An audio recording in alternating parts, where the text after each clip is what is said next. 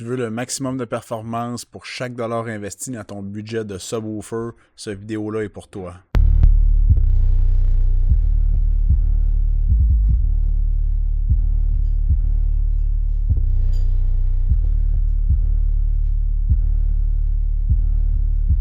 Salut tout le monde, ici Joe de French Canadian. Aujourd'hui dans la vidéo, je vous présente le projet que j'ai accompli dernièrement qui consiste à l'assemblage de 3 subwoofers 18 pouces dans des boîtes déjà coupées, prévues pour les drivers, faites sur mesure. C'est un projet qui était super intéressant. J'ai installé ça dans un cinéma maison. Bien sûr, du DIY, on fait ça pour économiser quelques dollars sur l'investissement dans les subwoofers qui, des fois, peut être très dispendieux. Donc, je vous partage ça dans cette vidéo-là. N'hésitez pas à liker la vidéo, partager vos commentaires et vous abonner à ma chaîne. Sur ce, je vous souhaite une bonne écoute. Fait qu'ici, je vous montre juste des petits liens ou les endroits où on peut les acheter. Solène pour le driver, avec les specs du driver, justement. Après ça, on a la boîte, justement, qui est faite expressément pour ce driver-là. On a la première couche de peinture qui est de la Trimclad Noirma.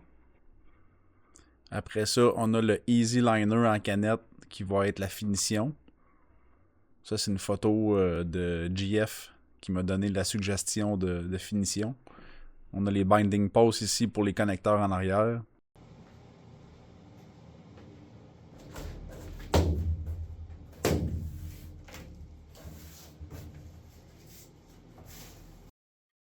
Comme vous allez voir, j'ai coupé le son assez vite parce que j'ai emprunté la salle à mon ami Luc qui est en construction pour un futur gym. Donc, c'est une espèce de bunker en béton. C'est isolé. C'est pas fini encore pour l'instant, mais c'est très très résonnant là-dedans. Donc, une bonne chose qu'il n'ait pas choisi de faire sa salle de cinéma maison là-dedans. Mais bon, pour l'assemblage des boîtes avec la colle et tout, on avait beaucoup d'espace, donc ça a bien fait pour travailler. Je le remercie de m'avoir offert cette opportunité, puis en même temps, il m'a aidé à l'assemblage des boîtes. Je pense que c'est quand même important de peut-être le faire à deux. Je sais que c'est peut-être pas possible pour tout le monde d'être deux personnes quand on va faire l'assemblage, mais moi j'ai trouvé ça très pratique. Puis les deux, avec nos connaissances qu'on a, on n'est pas menuisier. On travaille pas nécessairement dans ce domaine-là, mais juste avec nos expériences de qu'est-ce qu'on a fait dans le passé, on a été capable de figurer, si on peut dire, la façon de les assembler comme il faut. Puis au final, ça donne un résultat qui est très très solide, puis je suis très satisfait. Mais le mérite aussi revient à la compagnie qui coupe les boîtes. C'est une compagnie d'armoire. Je pense qu'ils font certains projets pour Parts Express, qui est un site de revente de composantes de haut-parleurs.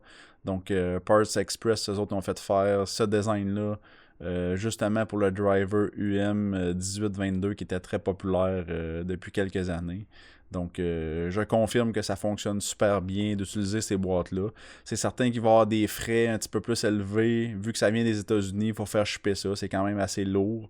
Je vais marquer dans les commentaires les détails pour les prix de combien ça a coûté. Mais au final, le projet total pour 3 subwoofers 18 pouces qui sont capables de prendre 1000 watts RMS chacun, ça va revenir à peu près à 5000 $ canadiens avec les amplificateurs. Donc, si on compare ça à plusieurs grandes marques de subwoofers qui sont déjà avec des amplificateurs tout intégrés, on peut quasiment comparer 3 subs DIY de même puissance, de même qualité pour un sub qui va être déjà tout assemblé. C'est sûr que sur l'esthétique, c'est un point majeur que les gens vont peut-être pas aimer faire leur propre esthétique, mais vous allez voir la méthode que j'utilise, c'est quand même très bien, ça a fait un très beau fini.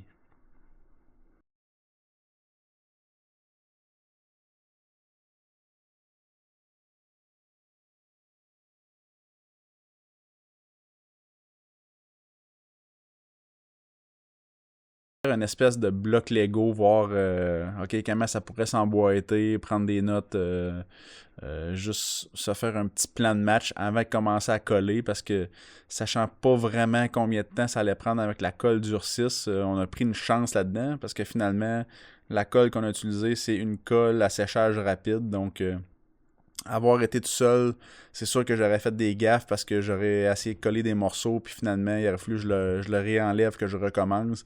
Puis cette colle-là m'aurait pas permis ça.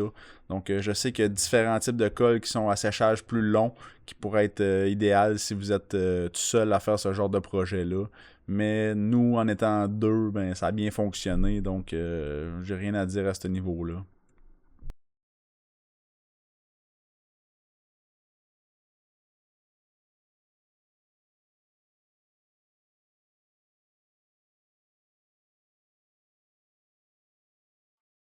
Jugez pas trop mes talents d'éditeur vidéo. C'est la première fois que j'utilise le programme Adobe Premiere, donc certaines petites fonctions, là, les zooms et ces affaires-là, là, c'est pas des.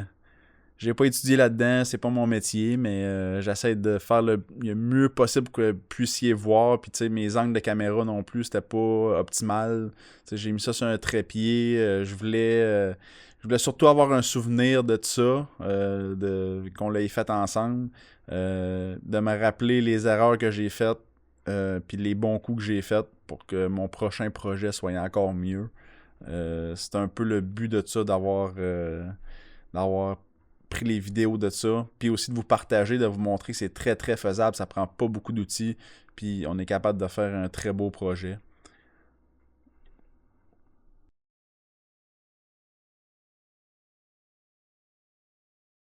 L'autre raison pourquoi j'ai décidé de le faire chez Luc, c'est que justement sa salle était pas trop dure à chauffer, donc moi chez nous dans le garage, j'ai fait la peinture, mais il a fallu que je chauffe le garage pour faire la peinture puis tout ça, puis je savais pas s'il allait avoir une senteur nécessairement dans sa pièce, donc j'ai pas pris de chance de le peinturer dans mon garage.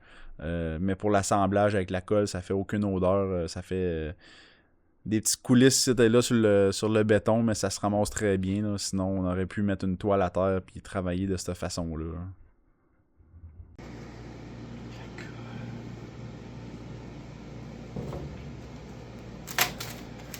Ben, même si ça dépasse, C'est encore là. tu peux pas se marquer dessus, tu peux le sabler. Penses-tu que ça? One eternity later. N'importe quoi. Ça va éponger. Ouais, ça va. Ça va Ça, juste. ça reste à mieux, là. C'est sûr. Les deux là-dessus.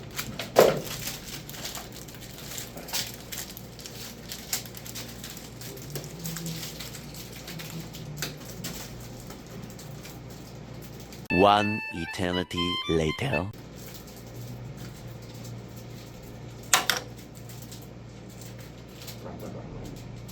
Et après, Faut pas être poil, c'est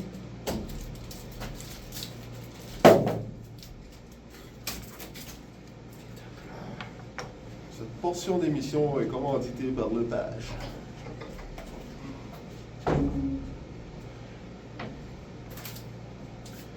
Bon, c'est de ta faute là si ça marche pas là.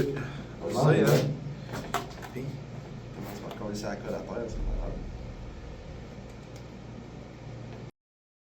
Bon, vous m'excuserez pour les blasphèmes que je peux faire de la vidéo quand on est en chum, deux grands chums qui se parlent. Des fois, il y a certaines aisances qui se laissent aller, sachant pas si j'allais publier ou pas, mais finalement, je pense que ça va être quand même constructif pour vous d'écouter le vidéo. C'était pas visant envers personne, c'est plus du déconnage entre deux bons chums. Donc ici, on peut voir là.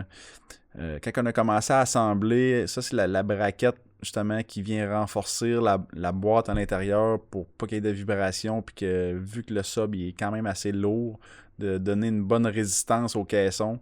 Sans le savoir, puis on avait étudié un peu avant, ben là, Luc a commencé à l'installer de cette façon-là, puis là, moi je le suis. Mais là, je trouvais que ça fitait pas très bien, ça rentrait pas bien, puis là, je me suis juste posé la question. C'est-tu vraiment de ce côté-là qui va? Finalement, on l'avait installé à l'envers. À ce niveau-là, c'est pas la fin du monde parce que, je veux dire, la colle est loin d'être séchée. Je veux dire, on a quand même du temps pour revenir en arrière. Mais c'est le genre de petites choses que le double-checker, de vraiment s'assurer qu'on est correct, parce qu'un coup que c'est collé du MDF, je pense que ça arrache, là, c'est ce que je me suis fait dire.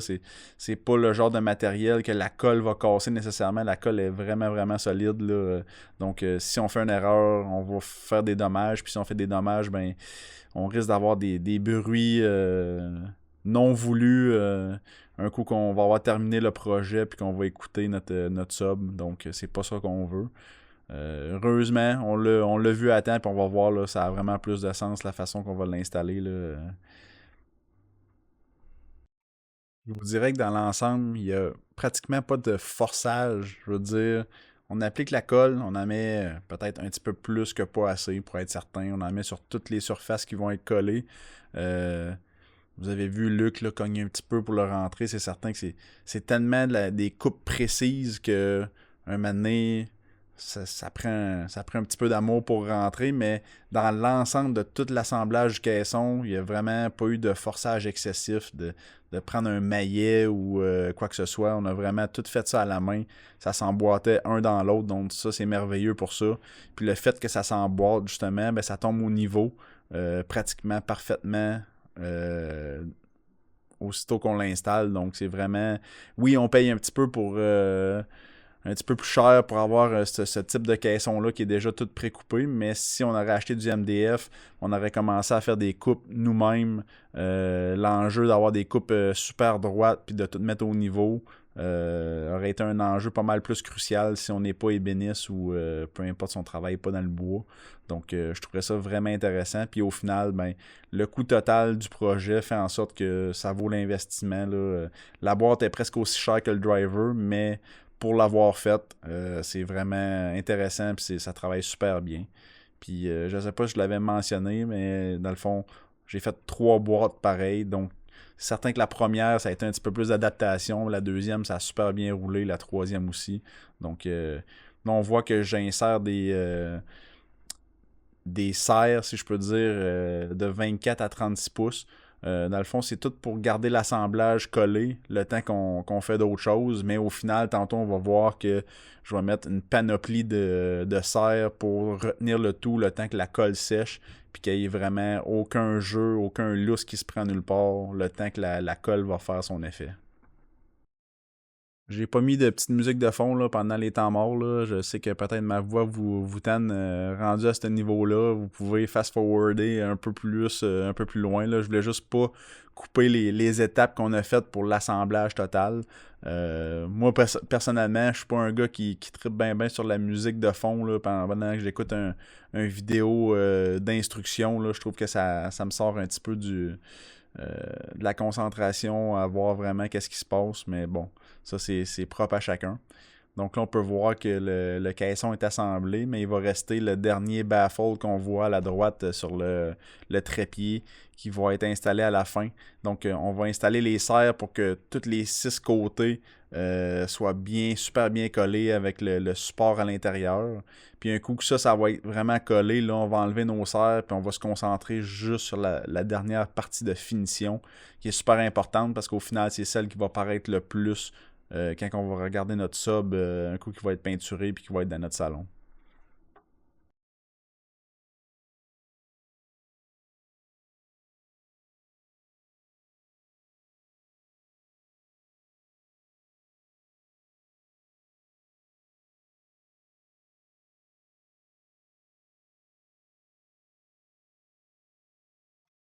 Pour ceux qui se demandent, dans le fond, les petites serres, j'ai pris ça chez Canac, une quincaillerie. Je pense que c'était à peu près 12$ chacune. C'était la marque maison qui vendait là-bas, donc c'était rien de super spécifique. Mais c'était vraiment assez fort pour vraiment aller écraser chaque panneau puis s'assurer qu'il y ait une bonne tension à ce niveau-là. C'est sûr, c'est pas un outil qu'on va se resservir souvent, mais je pense que c'était pas un prix trop extravagant pour justifier la location. Je sais même pas si ça se loue ou pas. Puis quand vous allez voir dans la vidéo, dans le fond, la colle, elle ressort parce que on applique une pression sur les panneaux. Ça, c'est une des erreurs. Je pense que mon erreur majeure que j'ai faite, c'est de pas porté attention, ben, vous allez voir que je l'ai fait. J'ai essuyé la colle le mieux que je pouvais. Mais si ça serait à refaire, je m'y attarderais vraiment plus à en enlever encore beaucoup plus que ça.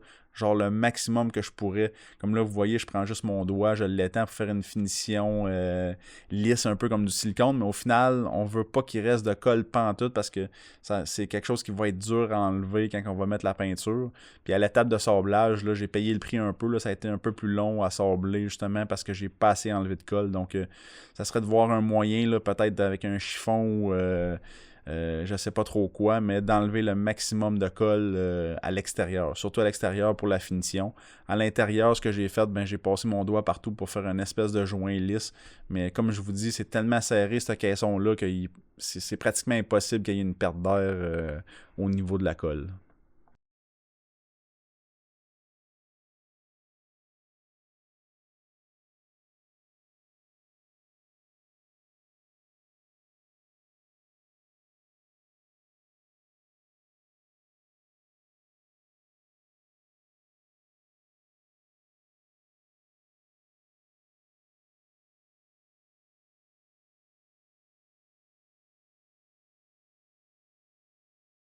Un coup que tout est sec, la colle est séchée, on peut enlever les serres, puis se préparer à installer le dernier baffle, là, vraiment la planche façade, si on peut dire, qui va faire la décoration, puis c'est là-dedans que le driver va visser.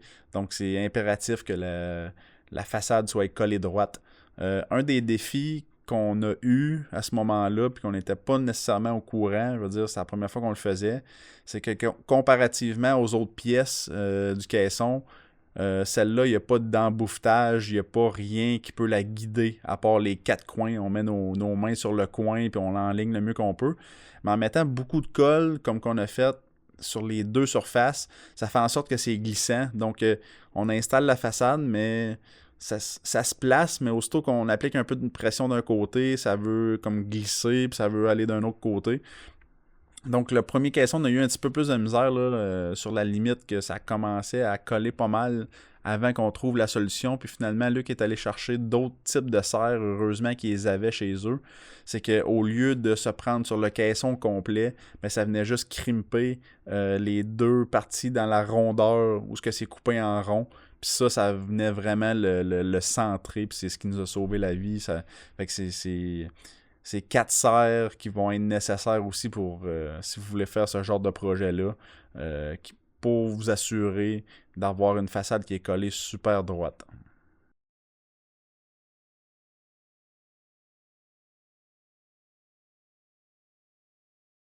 Donc vous voyez ce que je vous disais là, on met les serres, puis les serres là, c'était vraiment pas appliqué serré là, c'était vraiment juste pour dire ok, on commence à les installer tranquillement, je veux dire pour que les serres se tiennent un petit peu.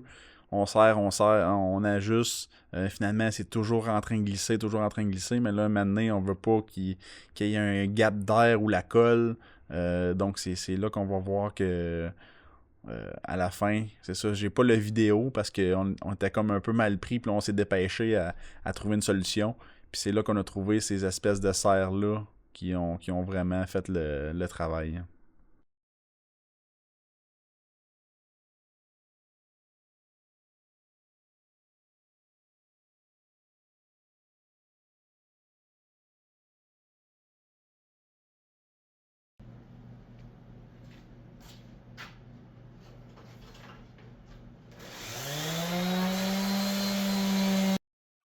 Bien sûr, je ne vous laisserai pas le son de la sableuse tout le long. Euh, la partie sablage, c'est la partie que j'ai trouvée le plus difficile dans le projet. Pourquoi? Pas parce que je suis pas nécessairement manuel, là. Je suis mécanicien, je suis capable de travailler des outils. C'est juste que, sachant pas le résultat final, ben là, tu veux pas trop enlever. Puis en même temps, tu veux avoir un fini lisse. Tu veux que ça ait une belle finition. Donc, la colle était quand même assez difficile à enlever. Donc, on voit la différence là. En haut, on voit que la colle est restée. On voit qu'à l'intérieur, j'ai vraiment pas assez enlevé la colle. Ça, il a fallu que je prenne ma perceuse avec une brosse d'acier pour l'enlever. Qui au final a fait une bonne job, mais c'est tout du temps qui a été supplémentaire à mon assemblage. Que si j'aurais vu cette vidéo-là, justement, avant de le faire, que j'aurais pris les précautions pour pas que ça arrive. Puis c'est un peu pour ça que je vous partage mon expérience, pour que si vous faites un projet comme ça, ben, ça soit le plus rapide possible, le plus efficace possible, puis de pas se tanner, parce qu'au final, on peut compter un bon 3 jours de travail là, facilement pour l'assemblage complet des boîtes.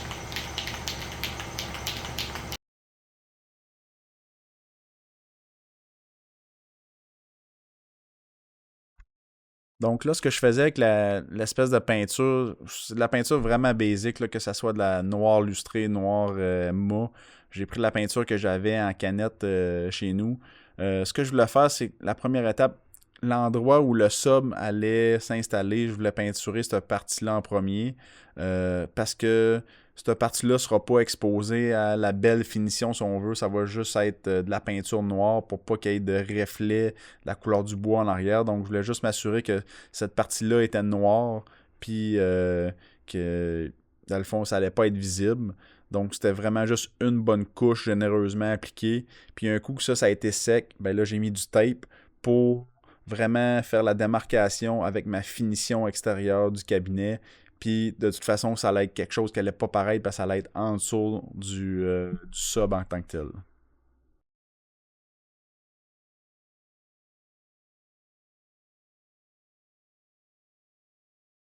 Là, on peut voir que j'essuie l'excédent, là, justement, pour pas créer une espèce de relief, là, surtout sur ma façade. Là, je voulais pas qu'il y ait de démarcation, là, d'épaisseur de peinture. Donc, j'ai juste, aussitôt que j'ai fini de peinturer, j'ai juste passé un papier sur l'extérieur pour enlever le plus gros.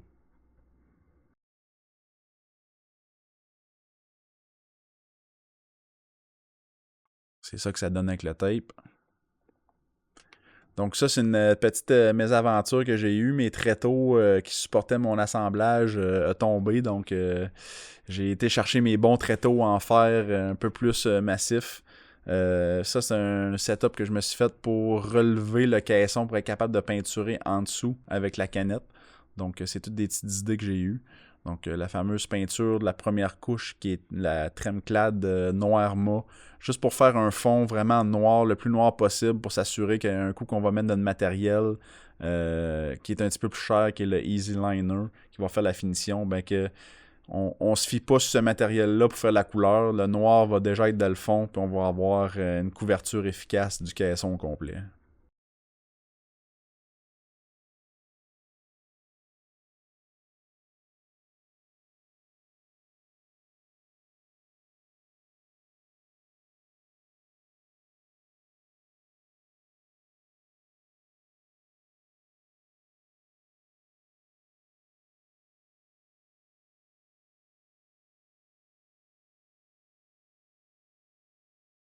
Donc, j'utilise un petit rouleau à peinture vraiment conventionnel qu'on peut utiliser là, justement pour l'intérieur d'une maison. Là. C'est quelque chose qu'on trouve dans toutes les quincailleries. Là. C'est vraiment rien de spécial du tout, du tout. J'ai appliqué généreusement la Tremclad. J'ai mis une couche, je me suis assuré que c'était recouvert au complet, puis ça a vraiment fait le travail.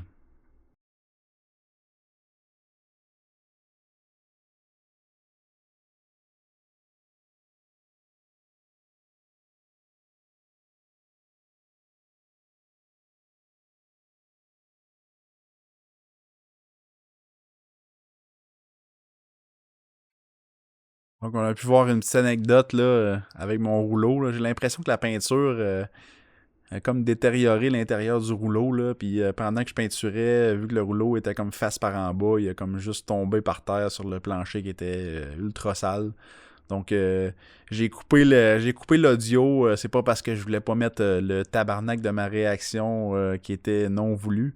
C'est que il y avait de la musique qui jouait en arrière-plan dans le garage, là, juste pas que avoir des droits d'auteur là, sur un vidéo qui m'a pris autant de temps à éditer, puis le nombre d'heures que j'ai passé à faire le projet. Là, je voulais maximiser les chances de vue et de limiter les problèmes avec YouTube. Là.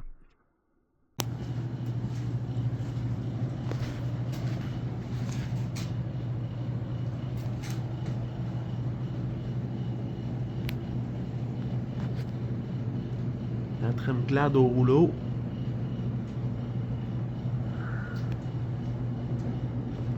On y va avec ça. Donc, sous les conseils de JF, dans le fond, lui il a fait beaucoup d'haut-parleurs DIY. Donc, c'est sa méthode de peinture qui m'a généreusement donné sa recette, si on peut dire. Donc, la première couche de Tremclad, puis après ça, d'y aller avec une ou deux couches de Easy Liner, qui se trouve être une peinture faite pour recouvrir l'intérieur de des boîtes de camion, qui est un produit super résistant. J'ai été agréablement surpris de comment facile c'est à appliquer. Il m'avait recommandé de garder une très bonne distance de, je pense, 18 à 24 pouces de mon caisson pour s'assurer que le fini soit super beau. C'est ce que j'ai essayé de respecter. Je me suis mesuré, j'ai mis une petite baguette à terre pour essayer de me faire un guide, mais au final, c'est pas évident. Quand tu commences à peinturer, t'es comme un peu dans ta tête, fait que c'est un produit qui pardonne beaucoup. C'est parce que je suis vraiment pas un spécialiste de la peinture. C'est pas quelque chose que je fais souvent.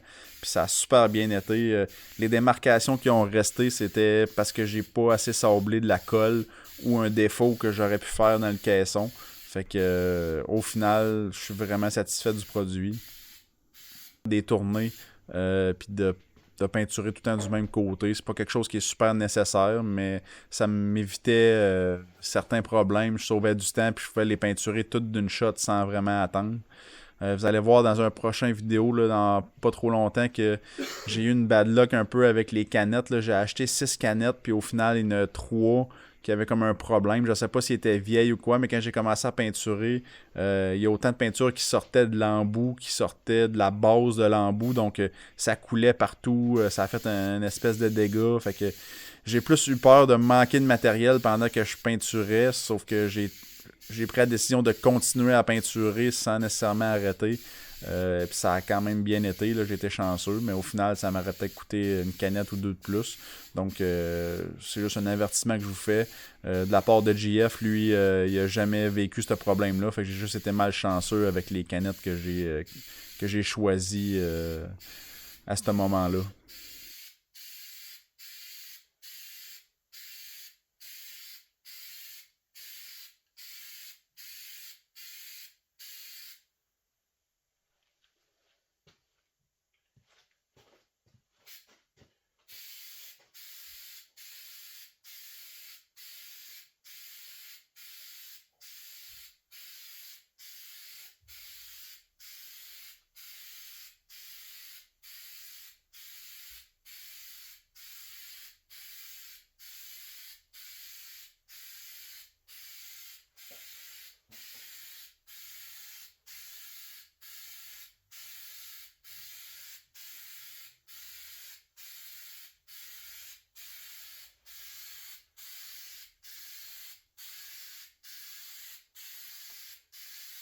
Au final, on peut dire que j'ai donné 2 couches, mais c'est peut-être plus 3 couches. La première couche, je suis allé horizontalement, comme qu'on voit là, puis verticalement. Donc ça a été ma première couche. Donc je n'ai appliqué quand même pas mal de produits. Puis je me suis assuré que chaque coin était vraiment bien aspergé. Puis un coup que cette couche-là a été faite sur la canette, ça a dit, je pense, 10 minutes. J'ai fait la dernière couche, que là, je me suis vraiment appliqué pour une bonne couverture complète, mais juste d'un sens. Je me rappelle plus si c'est vertical ou horizontal, mais rendu là, c'est à votre préférence. Donc, la dernière couche a vraiment été vraiment uniforme, juste d'un côté.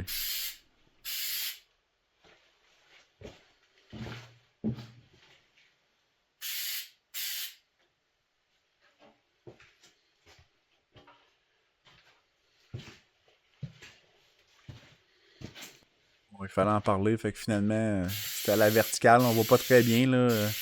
Pas grand chose à voir à ce niveau-là, mais c'était vraiment la dernière couche d'application sur la façade, qui était la partie maîtresse, si on veut, de la finition. C'est assez dur à voir là, pendant qu'on le fait, voir si on a fait une bonne job ou pas, fait que c'est de se faire confiance.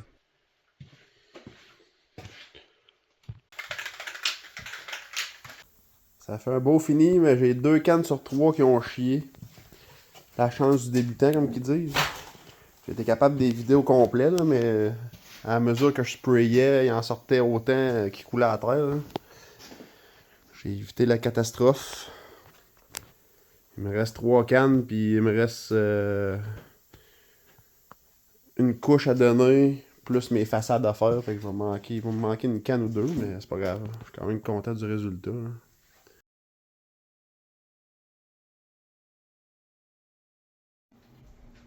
J'en ai assemblé un au complet avant de montrer chaque étape parce que je veux être certain que tout fonctionne, puis je confirme que ça fonctionne. Ça donne quand même un pas pire résultat. Ok, une petite liste de matériel. Je me sers d'un des miens comme tablette. Perceuse, une clé 7/16 pour les binding posts, un couteau, un box 10, les pinces à fil, crayon, tape à mesurer, les différentes mèches pour les trous qu'on va avoir à faire identifier, un ratchet avec un box Allen, c'est un quoi?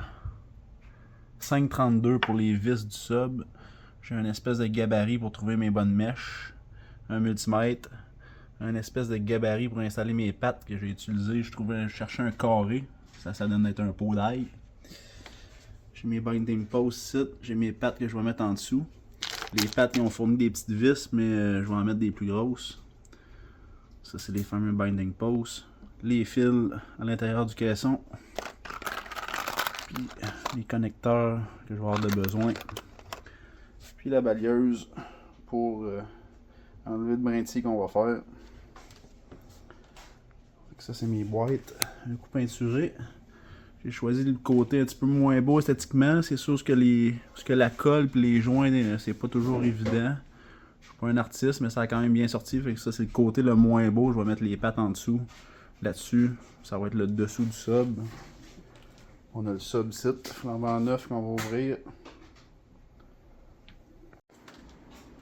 Donc là, mon fameux outil principal, le gabarit, que j'ai décidé de prendre pour choisir où mettre mes pattes.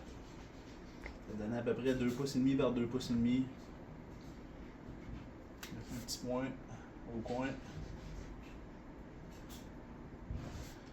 Pas plus compliqué que ça, c'est pas de la grosse science là.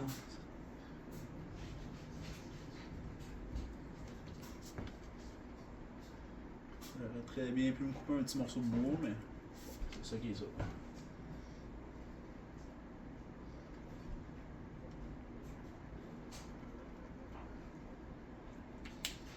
Pression perce. J'ai choisi ma petite mèche par rapport à la grosseur de mes vis. Je me suis mis un tape pour pas percer bord en bord de la boîte pour rien, pour faire une perte de pression. Fait que aussitôt que j'arrive au tape, j'arrête de percer.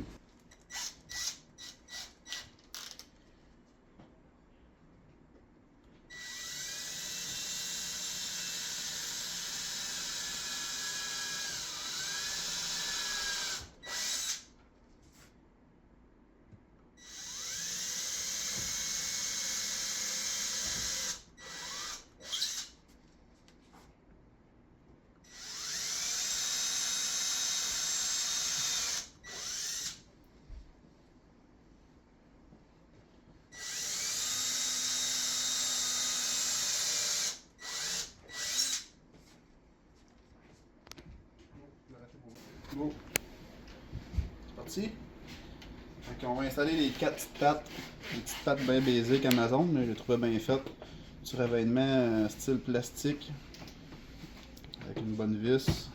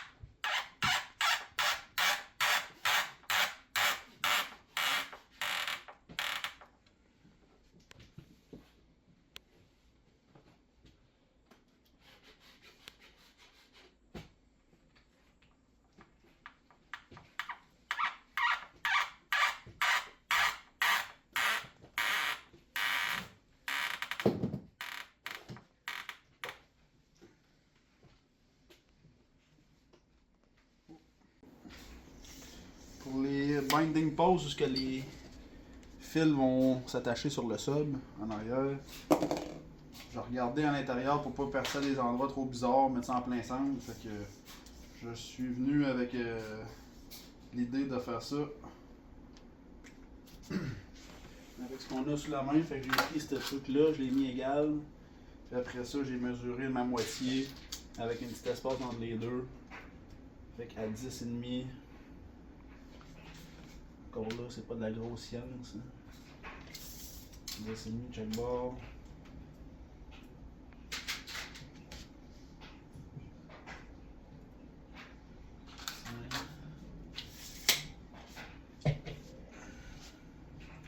J'ai mes 2 points. Après ça, la grosseur du trou. Je voulais pas que le binding post soit lousse dans la boîte. Fait que j'ai voulu trouver la mèche la plus proche possible de l'endroit où ça va siéger. Fait que j'avais une espèce de gabarit comme ça pour les grosseurs de boulons. Dans le fond, dans le 7 mm, il rentrait parfaitement. J'ai cherché jusqu'à temps que j'ai trouvé une mèche le plus proche possible de 7 mm. Si j'aurais pu, je l'aurais pris un petit peu plus petite, mais bon, ça fait le job. Fait que 2 trous de 7 mm, puis on est en business.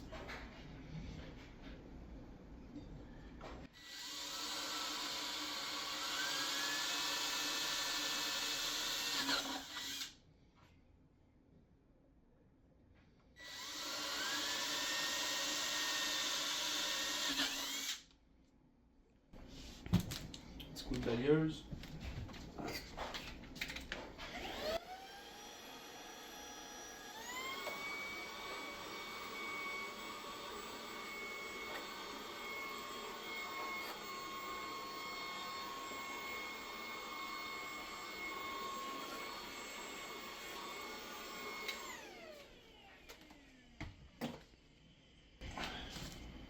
Ça là-dedans. Après ça, à l'intérieur, on va venir les visser avec les écrous, mettre ça le plus serré possible, puis c'est bien parfait. Fait que les binding posts, c'est ça, je vais avoir les trous par en haut, ça c'est plus facile à brancher. Fait qu'un coup vissé à la main, à l'intérieur, ça a l'air de ça.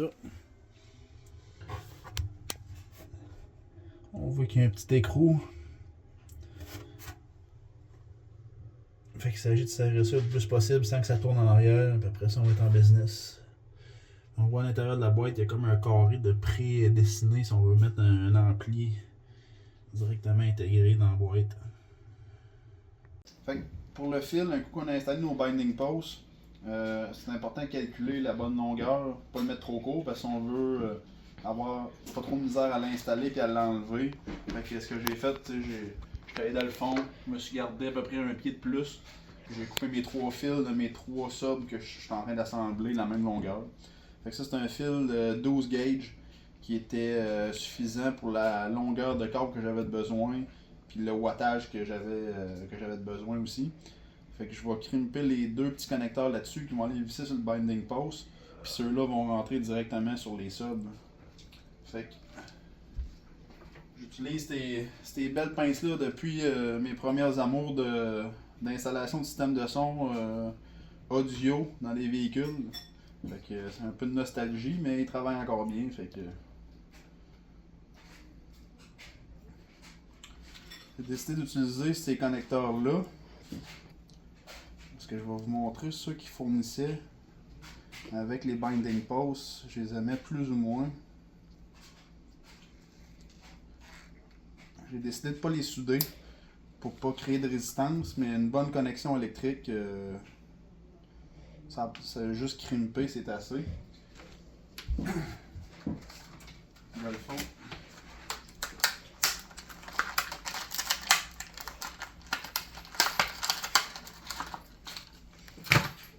Normalement, ce qui est fourni avec, c'est un petit connecteur de même, puis on arrive avec un connecteur mâle, femelle, qui vient se brancher là-dessus.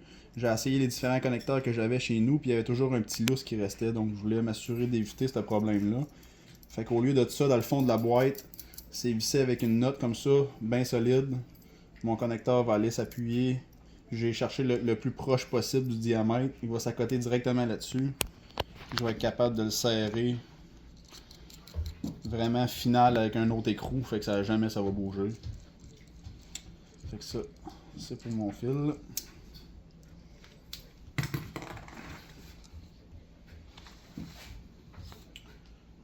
L'autre connexion.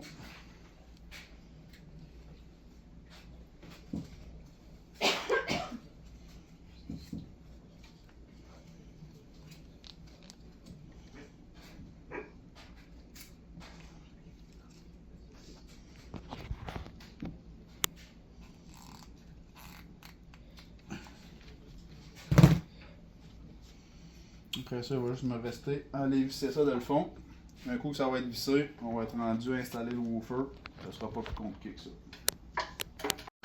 Fait que mon fil est installé. Il reste 5 à mettre le woofer. Avant, je vais mettre du polyester ou la mousse d'un oreiller à 3 pièces du Walmart, dans le fond. Parce que j'ai pas eu le temps de commander le matériel recommandé pour des speakers, mais de toute façon, pour un sub scellé, c'est pas nécessairement une nécessité. C'est plus une question de moi vouloir remplir la boîte comme il faut. Ça coûtait 3 pièces par sub, donc c'était pas trop dispendieux. Puis ça se travaille quand même bien. Fait que on sacrifie un oreiller.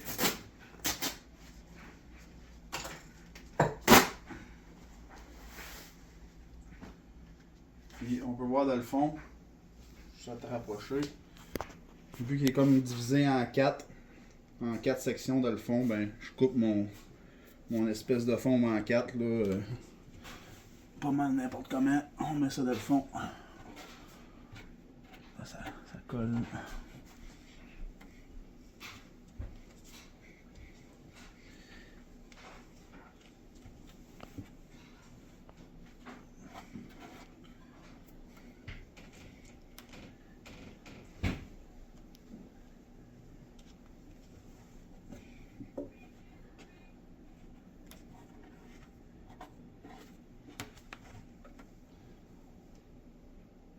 Garder un petit bout pour le fil.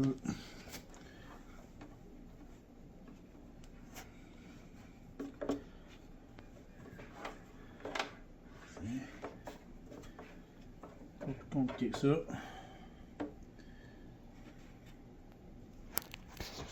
C'est beau.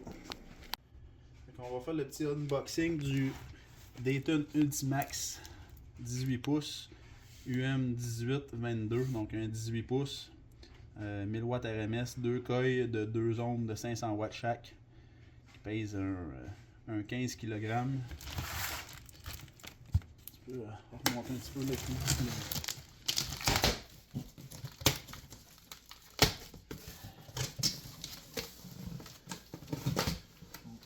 Une boîte.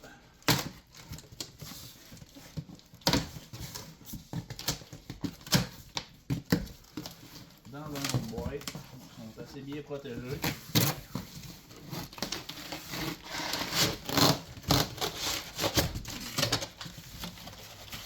On a le woofer. C'est mon couteau.